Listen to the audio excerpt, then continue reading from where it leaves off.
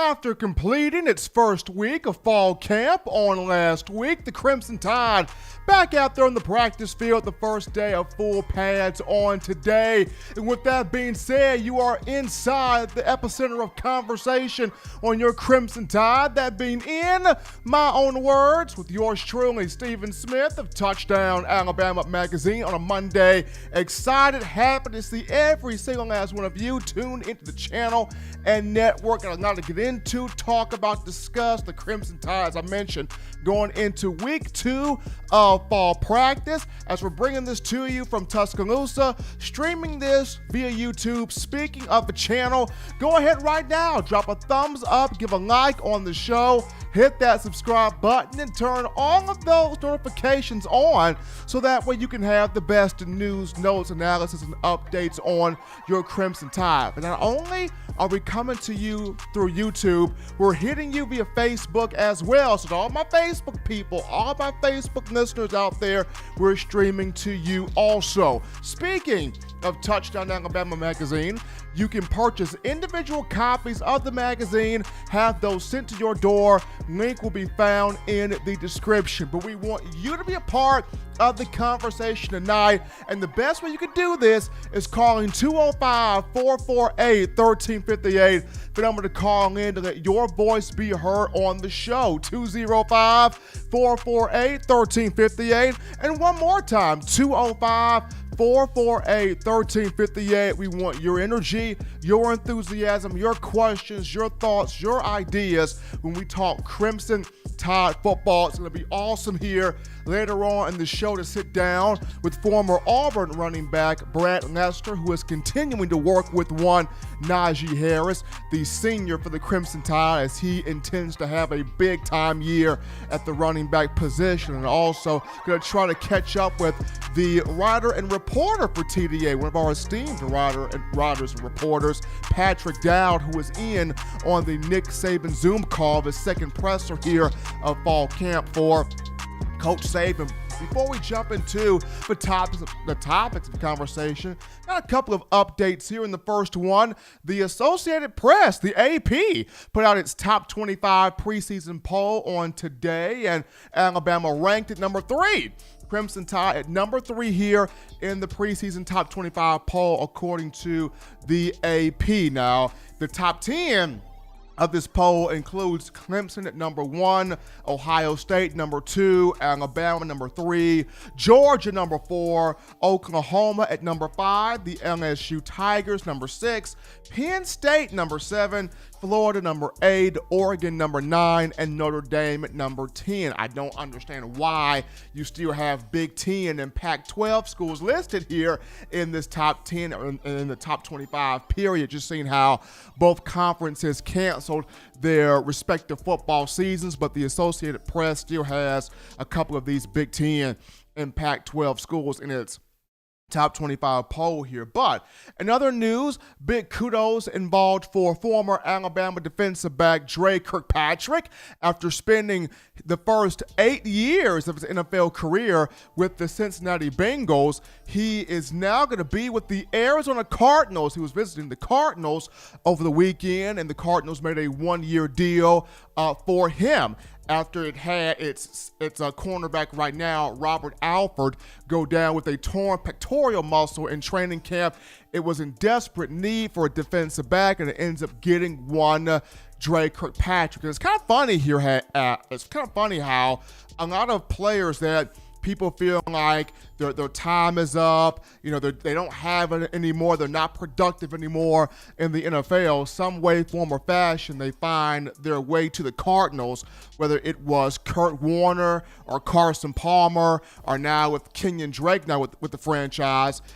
Players that get sent to the desert, they find a way to revitalize or revive their career. So congrats there to Dre Kirkpatrick. Hopefully he will do some big things with the Arizona Cardinals. But we dive into now the first topic here of conversation on the show as we look at the Alabama secondary. And much like on last week, of course, much like on last week when we talked about, Pete Golding, Alabama was excited to hear from Nick Saban in a press conference.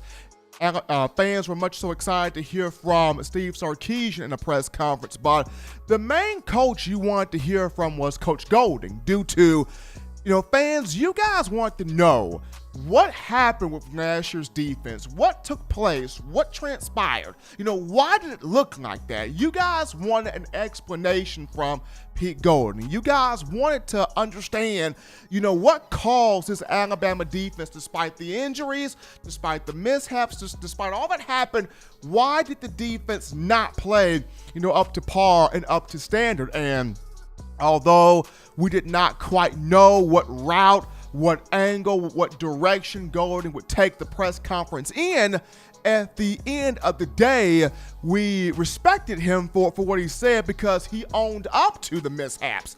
He owned up to what happened. He owned up to the mistakes. And not only did he own up to it, he made sure that, hey, we're going to do better. We're going to play better. We're going to be better. I'm going to be better as a play caller. I'm going to be better as a coach. I'm going to be better in putting our guys in a situation where they can be successful. So in the same way, in terms of players, Patrick Surtain had his presser on Zoom on Saturday, over the weekend. And just like Pete Golding, people want to ask this question to Surtain about, at what point can we look at him as a shutdown corner, as a lockdown corner, as somebody that can take away the opponent's best receiver, force quarterbacks to not throw on his side of the football field? He came in 2018 as a 5-star, came in 2018 as a big-name product, came in the 2018 recruiting cycle as somebody that's got NFL pedigree. His father, Patrick Surtain Sr., played 11 years in the league with the Miami Dolphins and the Kansas City Chiefs. So with the pedigree Surtain has, with the 5-star ability Surtain has, he's been solid his first 2 years with the Alabama Crimson Tide, 79 tackles, 15 pass breakups, and 3 interceptions. But the fan base, wants more, really wants to see, can this guy really lock down his side of the field, really shut down his side of the field, really defend and take the best receivers in college football, the best receivers in the SEC out of their element, and and not required for him to have a lot of help on his side of the field, not required for him to have a lot of safety help on his side of the field. So that's kind of the biggest question that fans, want to have and want to know, because as much as people are excited to see offensive players, they are. People are excited to see offensive players, but people are more so excited to see what does this Alabama defense do. After 2 years of giving up 18-plus points per game, after 2 years of not looking like the Alabama defense that we've grown accustomed to seeing under the Nick Saban era, in the secondary, how can a guy like Patrick Surtain II change the narrative, flip the script a little bit, and get this group back to flying around the field, playing fast, playing physical, playing smart, playing dominant, playing Alabama football? And when he took the podium on Saturday, he talked about him embracing the idea of being a lockdown corner, him embracing the idea of being a shutdown guy, him embracing this because it's what Coach Golding wants to see from him.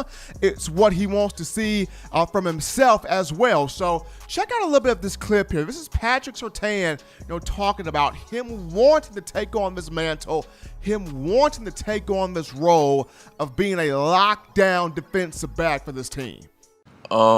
I definitely could see myself play that role. I feel like Pete trusts me in that position. I feel like I got to live up to the expectation. The secondary, we've been coming around, well. We've been communicating out there, playing fast. We getting more comfortable as well on the field. Team getting more confident out there on the field. Team playing fast. Team playing smart. Team playing physical. It's a role he envisions himself on playing that lockdown outside corner, being on an island type of role. And Alabama has always had that corner in its history under Coach Saban, whether that guy was Kareem Jackson, whether that guy was D. Milner, whether that guy was Dre Kirkpatrick, whether that guy was Cyrus Jones when Cyrus got the hang of everything, whether that guy was Javier Arenas. You even look at guys like Marlon Humphrey when he officially locked in and was able to turn his head and play the ball. Marlon Humphrey was really good. Even with guys like Anthony Averett and Levi Wallace, both of those two. So in Saban's time with the Crimson Tide, the program has always had at least one shutdown, one lockdown, one straps-like corner that took away the whole side of the field and forced the quarterback to test somebody else, because that quarterback knew, hey, if I throw against this guy 9 times out of 10, I'm not going to be successful throwing against that guy. So the question that a lot of U.S. fans have is, can Surtain be that guy? Can he really, truly be that guy that can lock down the right side of the field, that can lock down and take away the opponent's best guy? Because in the SEC, even with this 10-game conference-only schedule, the slogan is, it just means more. It just means more in this conference. And for Surtain, you're taking on the best of the best. In this conference, you want to have your best corners lock away the best receivers. Or, and vice versa, you want to have the best receivers put moves on the best cornerbacks and make them feel, silly and stupid out there. So for Surtain, he's going to have to go against and really take away, Jamon Osborne of Texas A&M. He's going to have his best for an Elijah Moore of Ole Miss. He's going to have his best for a George Pickens of Georgia, a Jamar Chase of LSU, a Seth Williams of Auburn, among other guys. So those guys I've just listed there are the main guys within the conference. But not only just that, Alabama's got a lot of depth in the secondary as well. And, one of the guys that Pete Golding mentioned was Ronald Williams Jr., the JUCO, junior college player out of Hutchinson Community College in Kansas. Hutchinson, one of the best JUCOs in the country. He's originally from Louisiana at 6'2", 190 pounds. Now, of course, Golding, in talking about Ronald Williams, he mentioned how, this guy's got the size. He's got the size, the athleticism, the top-end speed to be really, really good in this conference. And Surtain, in talking about Williams, mentioned how he's in his playbook now more so than ever. He's going to be a guy that will be looked upon to put up huge numbers, huge production. He's going to have a lot of say, in this secondary. So right now, the battle at that star position for Alabama is Jalen Armour-Davis, Brian Branch, and now Ronald Williams Jr., though Williams has been working at both star and corner throughout this offseason and throughout this fall camp. So there's a lot of depth here in the secondary.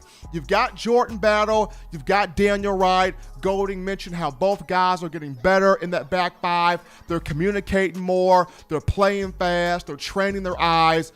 You got a lot of pieces here in this secondary that are doing well, but the biggest part here, this group goes as Surtain goes. You have the leadership here. You have some guys that played quite a bit of football, but this group goes as Patrick Surtain goes. He started in 28 career games, so he's got that leadership.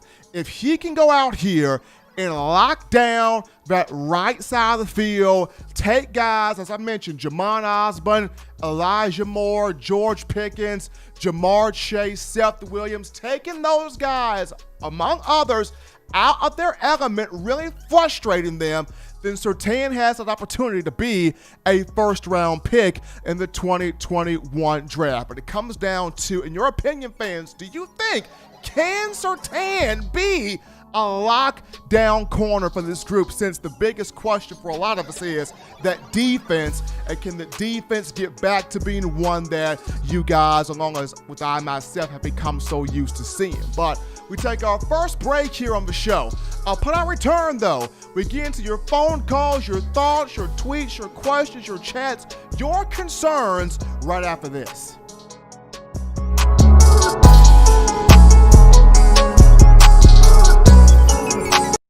Every sports fan deserves the proper representation. Whitwell Sports introduces to you the Title Towel. Wave that Title Towel in the air like you just don't care. In support of Nick Saban and the Alabama Crimson Tide. Only $9.99 and it lasts a lifetime. Head on over to whitwellsports.com and get your Title Towel today.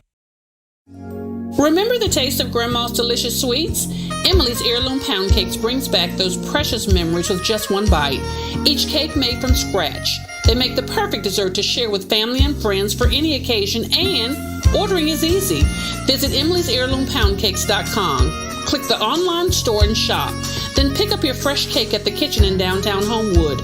Order yours online at emily'sheirloompoundcakes.com. Emily's Heirloom Pound Cakes, making memories from scratch.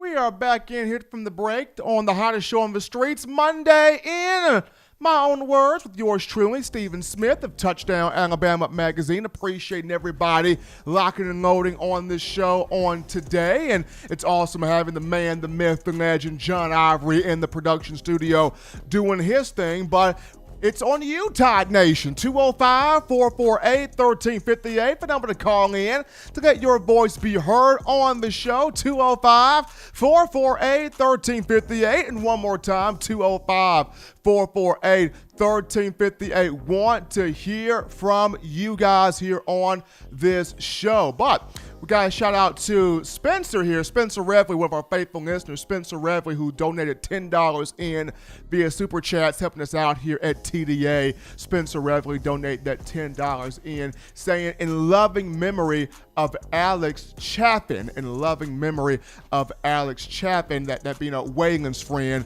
who passed away, if I'm not mistaken. So we got to show that, paying that homage to Waylon's good friend Alex Chaplin. Appreciating Spencer for that $10 donation here in the Super Chats, helping us out here at TDA. But as you guys are getting your thoughts together, 205-448-1358. Once again, that number, 205-448-1358. But we actually have a caller right now in the queue as I speak on it. So we're going to take this call right now. You're live on In My Own Words. What's going on? What's going on, Steven? This is Sean from Huntsville. How we doing, Sean? Man, doing well. Trying to work a little bit, catch you at the same time. How y'all been doing today, bro? Doing good, man. Doing good. Just trying to answer a question in the first segment, and it's, can the guy Patrick Surtain, be a lockdown, a shutdown corner here for the Crimson Tide? He came in with a lot of expectations, a 5-star. His father played in the NFL, so he's been solid. He's been good his first 2 years, but the thought process is, can he go from good to being a really shut down, lockdown, take away the best receiver on the field type of corner? I think so, man. I'm going to tell you why. If you can remember, it's sort of similar, even though Eddie was a different situation. If you remember Eddie Jackson, I think Patrick, I really do believe Eddie was more stiff in his hips coming out of his break than Patrick was. If you can remember, Eddie was a corner at first. Eddie was a corner. Y'all remember that? Yeah. If you remember the Auburn game from years back, Eddie was out there at the corner, on the boundary corner, and Sammy Coates beat him for about 2-3 touchdowns, man. He was really, really – I call myself Sean Stradamus in this one incident. I told my guys, I said, man, I would love to see that guy at safety because he's sort of stiff in his hips, but his ball presence is like nobody else is on the team. Minka maybe was parallel to him. But go and get the ball hawking, man, we didn't have nobody like that guy. I said, I'd love to see him on the hash. And I think maybe, I don't know if it was the next year after he came back from being hurt, or was it the same year? I can't remember. But Coach Saban ended up putting him on the hash, got him off of that corner because of his hips. And I always said his game would translate to the NFL, and it did, man. But as far as Patrick being out there at the boundary corner, I think he's more fluid than Eddie coming out of his break, but he don't have Eddie Jackson's ball skills. He does not have Eddie Jackson ball skills. I will say that. And you could tell Patrick has been trained by an older guy because he uses those old cornerback principles, helmet on the shoulder, in his hip pocket, as we call it. He got to learn to get his head around, man. If he get his head around, he'll be fine. I mean, he's big enough. He's strong enough. He plays press. He's not an off corner by any stretch of the imagination. He's not an off corner by far. But I think he definitely can be better. This is his third year going into it, and I think he's going to be fine. What about you? Now, I like the comparison you made to Eddie Jackson because I remember Eddie myself. He came in 2013 as a corner. 2014, that spring, was when he hurt his knee and he was rushed back for the fall. And you can tell when he was rushed back, he lost a lot of speed in that knee. He lost a lot of burst. The hip tightness was there. And when he was put at safety 2015 with Mel Tucker coming in as the safeties coach from the NFL with the Jaguars, that's where we saw Eddie really blossom. So I absolutely agree with your kind of comparison there with Eddie Jackson. When I look at Surtain, he's got the ability to be a knockdown corner. My thing with Pat is, does he trust the instincts? Because there were times last year where Coach Saban would teach him. Carl Scott, the cornerbacks coach, would also do some teaching in there. And Surtain would be right there. He would be in the hip pocket of the receiver. It's just when that ball is in the air, you got to trust yourself to play the football. And at times I wondered, does Pat trust himself to play the football? That was my biggest thing. Does Surtain trust himself? Yeah, he definitely got to play the football better. I think if he plays the football, I think Pat could probably be one of the best corners to come through Alabama because his technique is not lazy. I mean, he reminds me of Marlon off the press coverage. I mean, I think he's going to do well, man. I think Saban and Carl Scott has done a great job with that guy. And I think this is his year, man. I think this is the year he gonna show his wings and really, really, really show what he's made of. I hope so, at least. I pray so. You know what I mean? He's got the opportunity here to have a first-round value, but the only way you can get that first-round value is if you show these scouts and these draft pundits, experts that you're going out there and you're meaning business. But, Sean, as always, man, appreciate the call, man. You take it easy. Okay, brother. Thank you for taking my call, and we will continue to support. Absolutely. It's always great starting up the show there with Sean. We take another call here on a Monday. You're live on In My Own Words. What's going on? Hey, what's going on, man? This is Brian calling out you, Auburn, Alabama. What's going on, Brian? Hey, man, I just want to touch on my guy just said he pretty much hit on the same factors I was trying to talk about. But I think Patrick Surtain going to do pretty good, man. One or two things I like about him is his size and his and the way he's so humble, man. He always, even though his dad played in the league, he seemed very humble to me. He is. He is a very humble guy. Doesn't talk much. Now, he's going to have to speak up more now, just seeing that he's a veteran in this secondary. My main thing with him is Nick Saban's going to put him on the best receivers in the SEC. He has got to trust the instincts he's been taught. Stay in the hip pocket of the receiver. When that ball is in the air and that receiver's head is turned, get your head turned and don't be afraid to play the football. That's your job. You were brought to Alabama to play the football. If he can do that, he's fine. Yeah, man, I agree. I agree 100%. He got the size. I mean, just stay aggressive on the ball. I mean, if he be aggressive, like you say, he match up well with the size. I mean, he got the, he just stay aggressive, man. And I think he'll be all right. I think he's got a chance to have a pretty productive year, man. But, Brian, appreciate the call, man. Keep listening to us. All right, appreciate it, man. To hold it down, I'll still report. Roll Tide. Absolutely. Appreciating Brian and Sean for getting us started there on a Monday with both of those calls. But kind of an interesting topic here as the mayor of Tuscaloosa, Mayor Walt Maddox, issued an effective immediate policy right now, and the effective immediate policy bars in the city here of Tuscaloosa will be shut down for 2 weeks. Effective immediately, bars will be shut down for 2 weeks, starting with today. And what's going on right now is the the spike in COVID cases have increased here at the University of Alabama when it comes down to the students. Of course, we all saw the picture that Alabama offensive lineman Chris Owens had put on social media about a week or so ago. That picture got floated around, and of course it had the line of students lined up at one of the local bars, Gallettes, on campus, and nobody had a mask on, nobody was social distancing, and it was because of that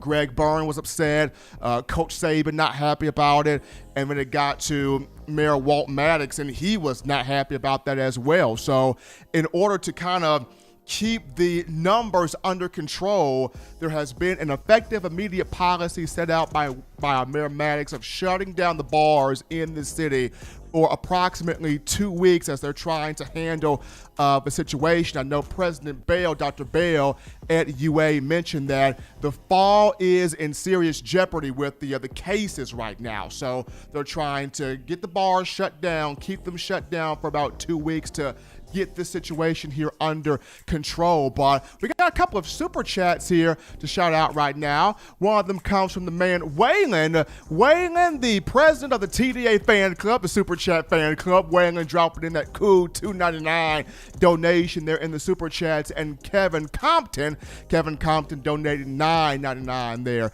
in the super chat. So we appreciate Waylon and Kevin Compton for those donations. But yeah, it's interesting. You look at the whole thing about Mayor Maddox and shutting down the bars in Tuscaloosa. What this does is it's going to keep football on the forefront. It's going to ensure a football season, and at this point you're going to have I guess now more students are going to be resulting to whatever they want to do. You do it at home in the comfort of your own home. If you're going to get food, you get takeout, you get different food from takeout. You go to different areas around the city and around the campus. But this did come from Mayor Maddox on today. This effective immediate rule of the bars will be shut down in this city for the next 2 weeks here as they try to get the situation, the issue of the coronavirus, the COVID cases on campus handled and under control, as Alabama definitely trying to have this football season coming up here in the fall. But we take another break here on the show. Don't touch that dial. Just getting started. Upon our return, we will sit down with former Auburn running back Brad Lester as he and I will discuss the training that he has done with Naji Harris, as it's helped Harris look really good in fall camp to start, and we'll try to even get on with Patrick Dowd of Touchdown Alabama magazine to discuss the Saban presser. We'll get to both after this.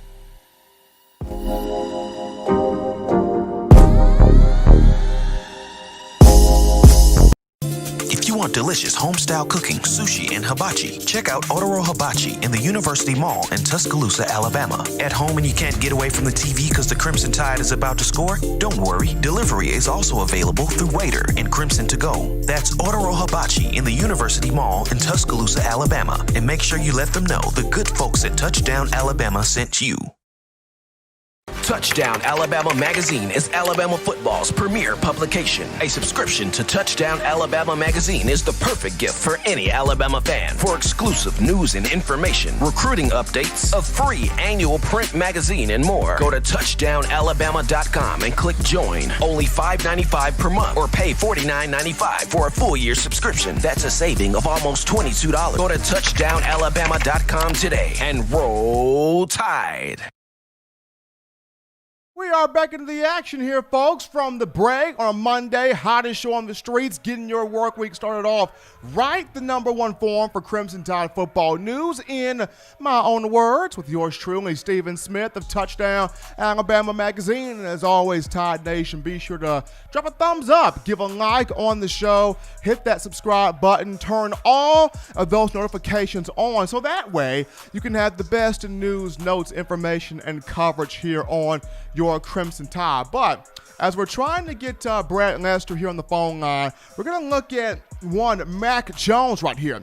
Look at one Mac Jones, quarterback for the Crimson Tide, and how I think he is built to take this team to a national championship. And, Mac Jones has had a tremendous offseason. He's not only worked on his craft this summer in terms of the tightness of his throwing ability, the mechanics of his throwing ability, but he's also worked on his body this offseason, this summer as well. He's grown an inch. He's now at 6'3", 215 pounds. So he's bulked up. He's put on some muscle. He looks like an SEC quarterback. He looks like the prototypical NFL quarterback right now as we speak. And along with Patrick Surtain in a Zoom call over the weekend, Jalen Waddle was also interviewing or talking with local media on Saturday. And he spoke about just the chemistry and the camaraderie that he and Mac and Jones have right now. He spoke on how Mac is taking this year. He's taking this year personally for himself. He is really leading this team. He is out there leading this offense, leading this team, leading the players on the field. And while last year it was more so of him learning the process, understanding what's going on the field, taking things game by game, week by week, especially when Tua got hurt first off against Tennessee, and then second off against Mississippi State, sustaining that dislocated right hip. Jones was kind of taking things one step at a time, but now he is really gone full throttle with leading this offense. And according to Waddle, Jones looks really, really good out there on the field. And just, to me, Coach Saban has won. Coach Saban has proven that he can win championships with a different variety, with a vast variety of quarterbacks, right? I mean, he showed that he can win championships with the game-managing types in Greg McElroy and A.J. McCarron. He did it with both guys. Won national championships with both guys. Both guys were not flashy. Both guys weren't really kind of wowing type guys, but Coach Saban was able to win nationals with both guys. And then he took a guy in Jacob Coker who had one of the better deep balls from a quarterback that we have seen at the program, at the university, and a guy that would just lower his shoulders and run guys over and earn the admiration of his teammates for doing that. So we've seen, Coach Saban win with Jacob Coker, and then the sort of combination of Jalen Hurts and Tua Tagovailoa getting a championship. Jalen Hurts carrying it the bulk of the way in 2017. And then you get to the college football playoff national championship. Hurts had some struggles there. First half against Georgia. You throw Tua out there in the second half, and Tagovailoa, a freshman, then showed that he was not afraid of the big moment. The moment wasn't too big, too starstruck for him, and he had 3 touchdown passes in the game, including the game-winning 41-yard strike to Devontae Smith on 2nd and 26. So Saban has shown it doesn't matter what you give me at the quarterback position. I can work with it. I can manage it. I can maneuver it. I can get it done. And then you look at, if not for Lane Kiffin doing, cute plays in the 2014 CFP semifinal of a 2015 Sugar Bowl against Ohio State off a 2014 season, if Lane Kiffin stuck to the plan, ran the football behind one Cam Robinson at left tackle, using Derrick Henry out the backfield there and working, Blake Sims in as he was doing that, the Crimson Tide would have won a national championship with Blake Sims, who was a converted wide receiver, running back, defensive back turned quarterback. And then in 2016, if not for heroic efforts from one Deshaun Watson in the 2017 national championship game for Clemson on that final drive, getting the 35-31 win for the Tigers, Alabama would have won a national championship with Jalen Hurts as a true freshman. But said all that to say this, Saban has proven. Saban's got a track record of, you can give me the game managing quarterback, I will win with it. You can give me the quarterback that's got the great deep ball and run people over, I can win with that. You can give me the combination of quarterbacks in Jalen Hurts and Tua Tagovailoa, and I can win with that as well. And as I look at Mac Jones here, this is somebody that really understands the full totality of this team. Now, does he have the I guess the wowing new, does he have the fresh car smell that a Bryce Young has? No, absolutely does not have the fresh car smell that a Bryce Young has. But even with that not being in the picture here, this is still somebody that's got 4 years of experience, going into his 4th year of experience on this team and on this offense. And I've mentioned this once before, people kind of undersell the idea of, well, just because he's in the offense for 4 years, that don't mean nothing. Just because he's in the offense and knows the system for 4 years, that don't mean anything. That has no value. That has tremendous value, especially when you're in a situation where you've got especially when you're in a situation where it's high pressure. You're in a situation where it's high pressure, things are not immediately, going your way, going to your style, going to how you picture things would go, and you got guys around you that things may not be going their way, things may not be going the way they would like for them to go. You need to have that guy that's sort of been there, done that. It's a big deal. You need to have that guy that's sort of been there, done that, can calm everybody down, and that can speak, and everybody around that position knows, hey, this is a cat that's been here before. This is a cat that understands this league. This is a cat that understands his mindset. This is a cat that, we don't have to necessarily hear Saban say stuff about the offense. We can hear what Mac Jones is saying about this offense, and Mac Jones is going to keep us trending forward. So it's a big deal when you have somebody that's got that experience, because this Nick Saban system, defensively, you can plug and play guys, right? Defensively, you can plug a guy into that outside linebacker position, and he may not have to know the entire Dime Rabbits package, but if his main thing is just affect the quarterback, attack the quarterback, and get sacks, you can plug and play that guy in. The same thing with, the defensive end. You can pretty much plug a defensive end in on the line, because his main job is, hey, fight off the defense, fight off the offensive tackle, get to the quarterback, or swim in, attack the running back, use my pass rush moves. Or you could just plug and play guys in that star in the defensive back row or that money row in the dime. But offensively, it's a little bit different, because the offense is a bit more unorthodox. The offense is a bit more complex.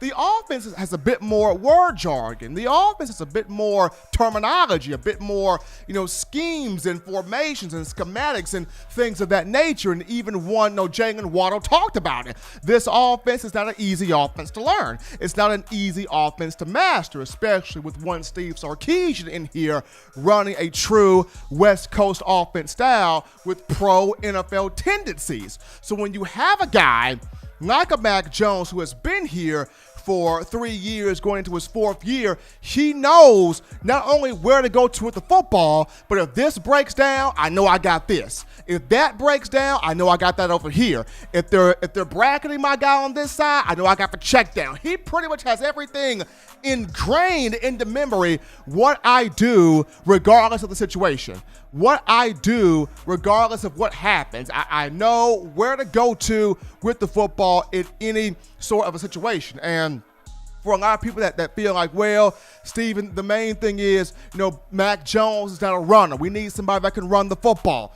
Go back, once again, watch the Iron Bowl. There were 2 plays in that matchup. It was a 3rd down and 3rd and 10 in the first half, where Jones pulled the ball down, tucked it under, picked up 10 yards with his feet, got the first down, knocked the guy over. There was even a 4th down and 7 in the 4th quarter with 1 minute and 30 seconds left in the game, if I'm not mistaken, where Jones pulls the ball down, escapes the pocket, uses his feet, picked up a 1st down, and put Alabama in a situation where it makes a field goal from Joseph Belovis. It goes into overtime at Jordan-Hare Stadium in the Iron Bowl, and it has a chance to beat the Tigers in that matchup. Steve Sarkisian talked about it. Hey, we put him out there against Tennessee when Tua got hurt. It was a bit of a shock and awe situation for Mac. Wasn't quite prepared for that moment right then. Didn't get a speech, didn't get a pep talk, but he went out there. He did a couple of things, was a little bit nervous, but did a couple of good things out there. But then when he got his first start against Arkansas, did some great things, played well, looked under control, looked confident. Why? Because he knew, okay, now I'm the guy. And he started to play and develop like, hey, I'm the guy at this point. But against Auburn, yes, he had 2 mistakes. Yes, he had 2 turnovers. But like Coach Saban always says, what is your resolve? How do you bounce back? How do you respond? People are going to have mistakes on the football field. When Bryce Young gets his chance, he is going to have a mistake or 2 on the football field. It's part of football. It's part of life. But how do you respond from that? And you saw the likes of, Mac Jones go out there, 4 touchdowns, 335 passing yards, had that chemistry with one Jalen Waddle, on the field. And Sark talked about, man, the toughness he showed, man, the moxie Mac showed, man, the leadership he showed. Yes, it was tough, but after the 2 mistakes, what a game, this young man had, on the football field. So, really like what Mac Jones was able to bring. Really like what Mac Jones was able to deliver there, for the Crimson Tide, in that matchup. But we're gonna take a quick break. Before we take a quick break, then my apologies there. We're gonna actually go to the phone lines. We pick up Patrick Dowd, one of our esteemed writers and reporters here for Touchdown Alabama Magazine, as he is fresh off the Nick Saban presser, the second presser of fall camp. Pat, what's going on? What's going on, Steven? Thanks for having me back. Absolutely. Well, Pat, this starts week 2 of fall practice for the Tide. I know on today, Alabama out there in full pads, but Coach Saban in the meeting room via Zoom in his second presser. What was kind of the big things that Coach mentioned today? Well, right from the get-go, Coach Saban talked about establishing depth all across the football team and how important that is for not only just to have a successful season in general, but, just for overall balance of the team. Because, everybody knows last year Alabama struggled a lot with injuries, players going down, playing a lot of young players, especially on defense. So, excuse me. So, with today's first full day of practice, he really wanted to, get some of the younger guys involved, and it's pretty typical right from the get-go. Some of the young guys struggled a little bit, but overall, he believed they went pretty well. And, some of the, obviously, he was asked about still some of the COVID-19 protocols and whatnot, especially the ones from today surrounding the closing of the bars in Tuscaloosa. And he still stressed everyone in the building is still doing what they got to do, following the precautions, and just trying to do this for the players as much as possible. As tough as it's been, Pat, in trying to establish that social distancing, talk about what Coach Saban mentioned as far as the energy of the players in the first padded practice. I know when you're out there in helmets and shorts, it's fun. When you're out there in shells, but when you put the full pads on for the first time, can you speak to what Saban mentioned about the excitement from the players getting out there, flying around, full pads, getting that feeling back in there?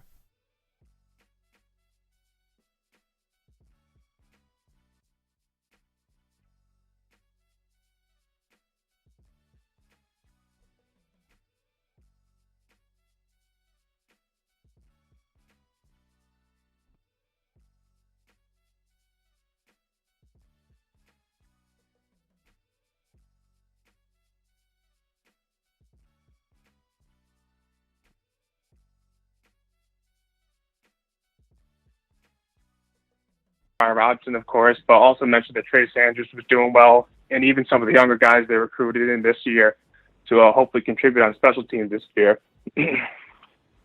If you're just tuning in, folks, we got Patrick Dowd on the phone line here, one of our esteemed writers and reporters for Touchdown Alabama Magazine, just recapping the news and notes from Saban's second presser of fall camp. Now, Pat, just looking at the quarterbacks here for a minute, was there anything that Saban mentioned that stood out to him in terms of the quarterback play from the first padded practice? Well, nothing was mentioned about the offense in that regard. But as of right now, to our knowledge, Mac Jones is still the guy, but Bryce Young is obviously looking good. He's garnered a lot of praise from offensive coordinator Steve Sarkisian and Devontae Smith amongst a few. So, still moving steadily into the season on offense.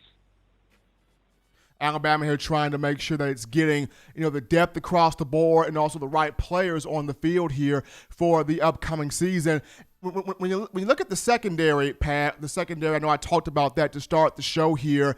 Aside from guys like Patrick Surtain and Josh Jobe, any young guys that Saban may have highlighted in the press or that are starting to emerge a little bit? Well, it's funny you mentioned Josh Jobe because he actually touched on him a little bit during the conference. Talked about how some of the issue last year had some a couple PI calls on him whenever he got an opportunity to go in, and using him as an example of how he wants some of his players to play and improve in some regards, specifically playing with emotion and not emotional. It's a classic Nick Saban saying. And he believes that Josh is doing a good job of improving in that regard and, could really step up and make a big impact this season. Looking forward to seeing what Josh Jobe does on the field as well as he looks to lock down that left corner spot opposite one Patrick Surtain. But he is Patrick Dow, one of our esteemed writers and reporters for Touchdown Alabama Magazine, coming on to give us the lowdown, the news and nuggets that came from Coach Saban's second presser of fall camp via Zoom call. Pat, as always, we appreciate you coming on to supply the latest on the Alabama football program, man. You stay safe, be good, take it easy out there. All right, right back at you, Steven. Appreciating our own Patrick Dow giving us the skinny there on Alabama as it starts week 2 of fall camp. Its first fully padded practice took place on today. But we go to a break here right now on the show. But upon our return, we get back into your phone calls, your thoughts, your tweets, your texts, your chats, your concerns on Bama football after this.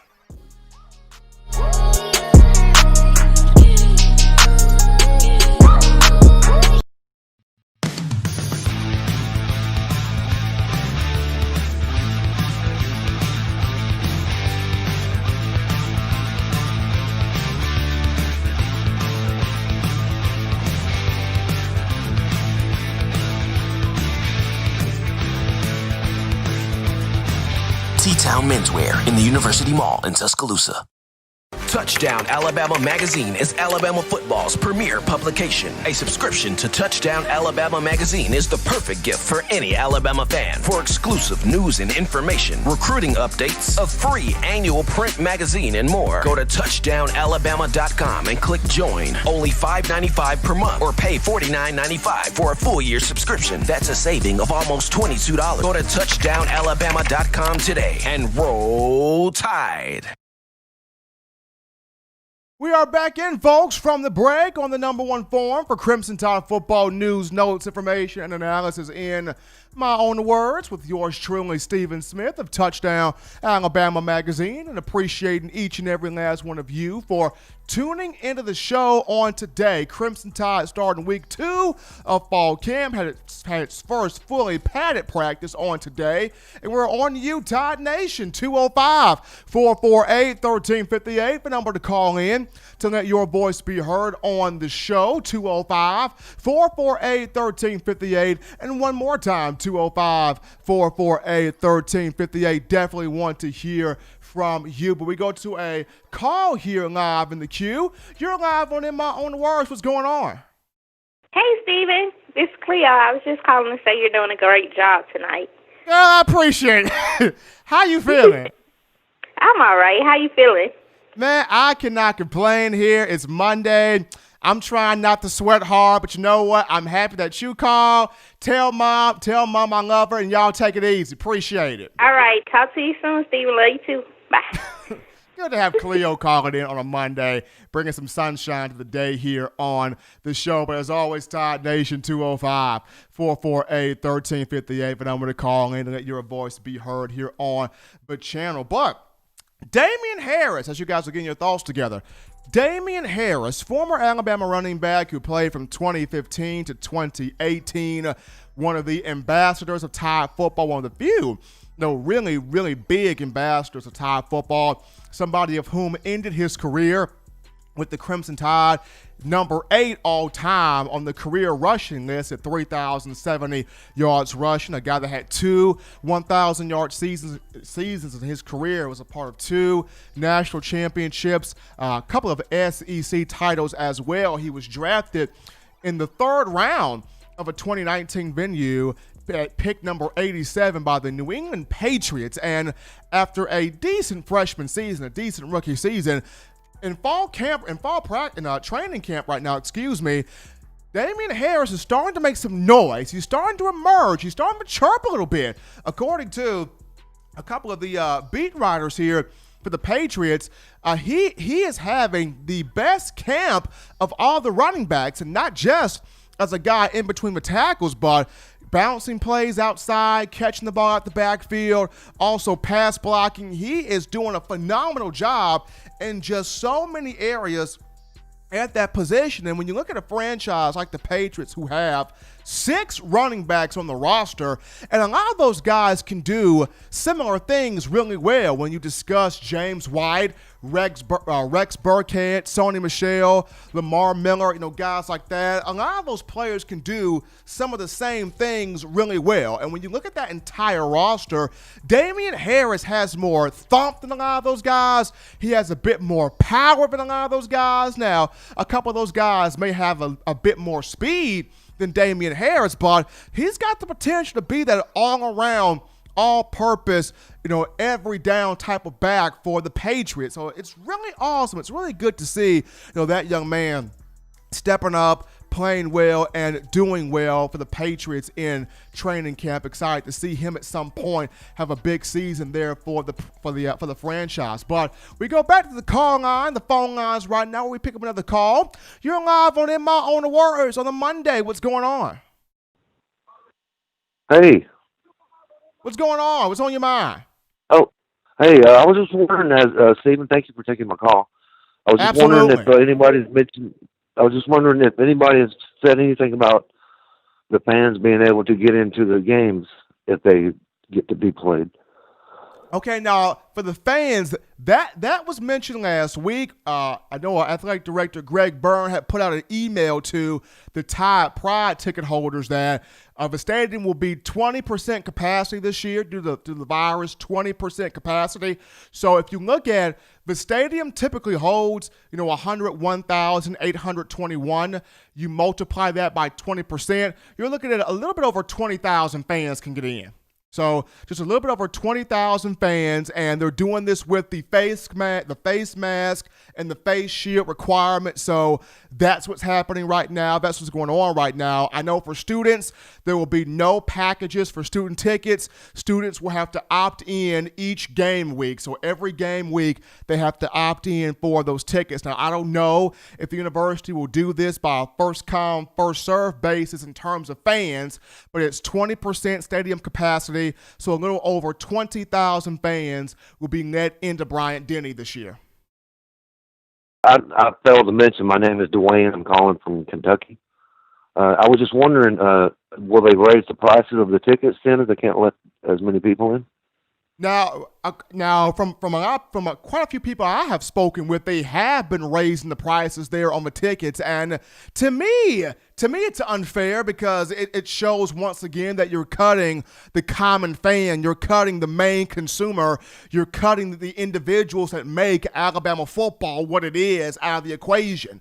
So I'm upset by that. I'm bothered by that because you guys, as the common fan, with your passion, your excitement, your zeal, and your love for the game, you guys are the ones that make Alabama football the top-selling brand that it is. So it's painful to not see the common fan more common fans inside the stadium.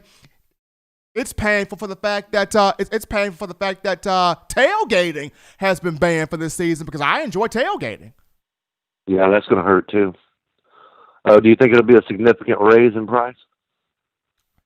There could be. There absolutely might be. There could be. There might be. I was hearing from one person the other day that I spoke with, a close friend of mine that was trying to get 2 tickets, and for 2 tickets, she was looking at $350.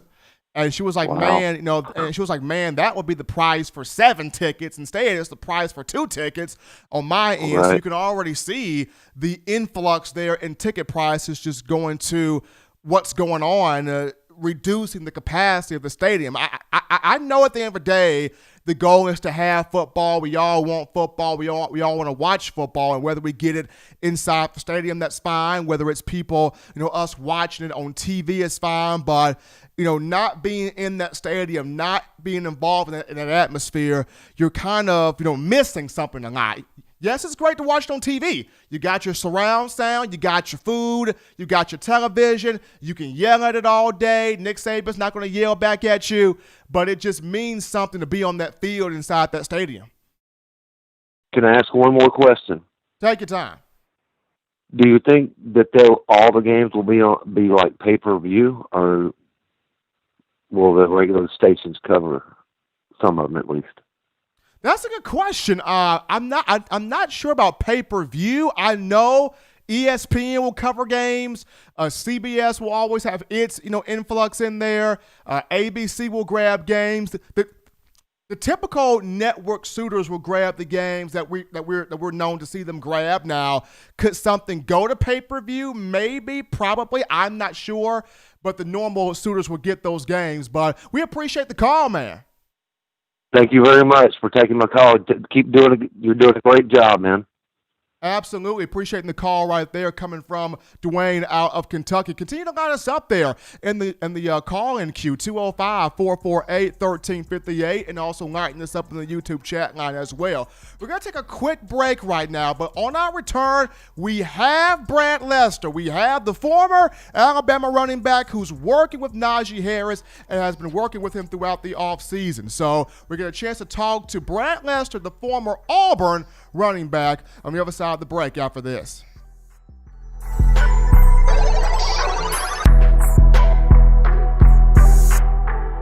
If you're an avid Alabama Crimson Tide fan and you love to flaunt it, then show your Alabama Crimson Tide support by grabbing the All-Bama sneakers. They feature bold Crimson Tide graphics, so no one will be able to question where your allegiance lies. When you add these sweet sneakers to your Alabama Crimson Tide collection, go to stsfootwear.com and use the code TDAlabama for $15 off your purchase. That's code TDAlabama for $15 off your purchase. Go to stsfootwear.com and get your All-Bama sneakers today. Touchdown Alabama Magazine is Alabama football's premier publication. A subscription to Touchdown Alabama Magazine is the perfect gift for any Alabama fan. For exclusive news and information, recruiting updates, a free annual print magazine, and more, go to touchdownalabama.com and click join. Only $5.95 per month or pay $49.95 for a full year subscription. That's a saving of almost $22. Go to touchdownalabama.com today and roll Tide. All right, Tide Nation, we are back in here on a Monday, hottest show on the streets here for Crimson Tide football, in my own words, with yours truly, Stephen Smith of Touchdown Alabama Magazine. And we can finally go to the In My Own Words hotline where we pick up former Auburn running back Brad Lester, who played for the Tigers from 2004 to 2008. He has been working with Alabama running back Naji Harris throughout the offseason. The young man looking good in fall camp. Brad, happy to have you back in, man. What's going on? Thanks for having me. I'm not still out here in Texas, but it's always glad to be on the show. Good to have you in here, man. Let's get this thing down to business here. So, in your working with and your training with Harris throughout the summer, throughout the offseason, as he's now in fall camp, as he's now going through drills, catching passes, running up and down the field, getting himself set for the upcoming season. What have you been liking so far in the video clips that Alabama has provided thus far in fall camp? What have you been liking so far about your work, with Harris as you're seeing the video clips? Now he looks smooth and as better as he's ever looked, and that's been the goal. Help him get more explosive, help him build up his endurance, his breakaway speed, and from every clip that I've seen so far, he looks amazing. I'm one of those people that like to speak things into existence, and I see him having a great game each week, every week, except for the week against Auburn. Every week I wish him the best, and he'll have a great week. Gotta still have that rivalry in there. Brad Lester gotta still have. Hey, that's what keeps it fun. We already know he's gonna have a great week anyway, but we gotta keep it fun. Gotta keep it fun here as Brad Lester, former Auburn running back, joining us on the show here as he's been working with one Naji Harris. Now, of course, Brad, Steve Sarkisian, Crimson Tide offensive coordinator, mentioned last week he wants to feature all the backs in the rotation. He wants to have everybody to have a chance to touch the football, to make plays. But with the mindset that Naji has, with the determination that Naji has, the background he comes from, and with all these goals set in front of him, how tough will he make it on all the other backs to really, get carries? In my opinion, from where Naji is, if his offensive coordinator is as smart as I know that he is, and the way Coach Nick Saban runs things, he'll get the ball a good amount of the carries. He'll get 20 to 25 carries per game. I think they have a good history of, feeding one future running back and then let everybody else kind of roll in as they go. I don't see why it would be any different for Naji.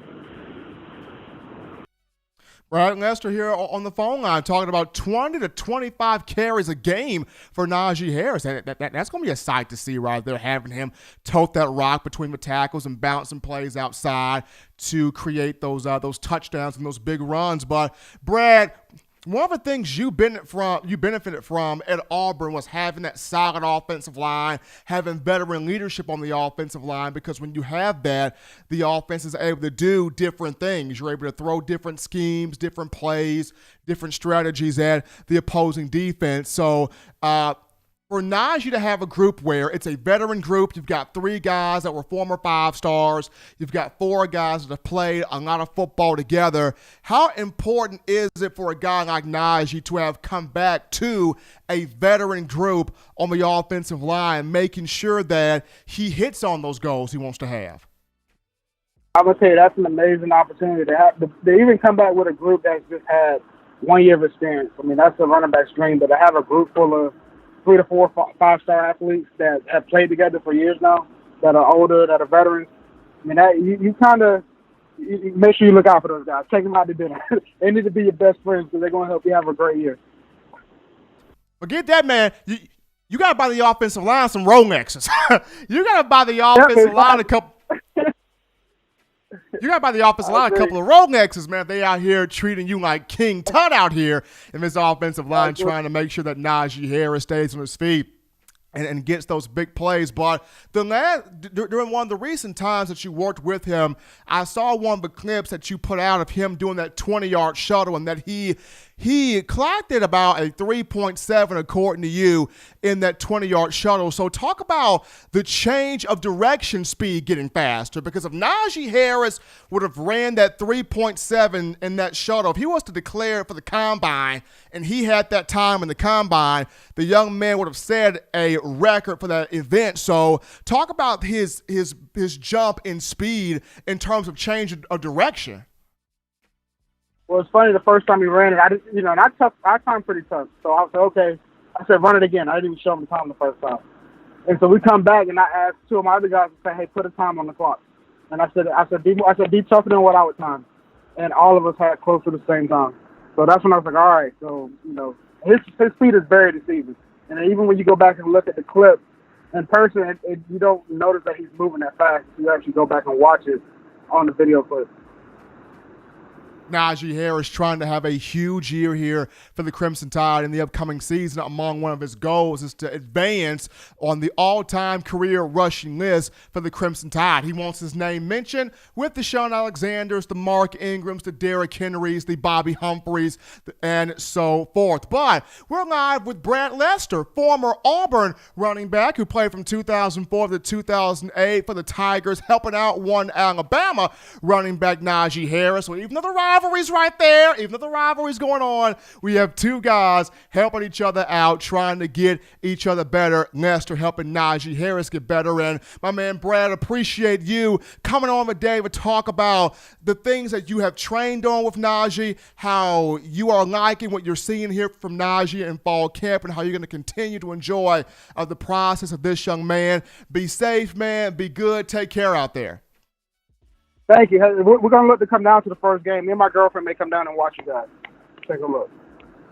Absolutely going to be awesome here seeing Brad Lester probably at the first game for the Auburn Tigers. But we appreciate you coming on, Brad. Appreciate Brad Lester coming on here talking about Naji Harris and the training that he has helped him out with throughout this entire time. But Tide Nation, if you want the best in news, notes, and information on your Crimson Tide, you want to have this type of information. It's very easy and simple for you to access this. And you can get this by downloading the Touchdown Alabama Magazine app. You can download it from the iPhone App Store if you're rocking Team Apple, Google Play Store if you have the Android phone. For your audio listening needs, we have you taken care of here on iTunes or Apple Podcasts, Spotify, Stitcher, TuneIn Radio, Overcast.fm, iHeartRadio, Google Play. We got you covered here.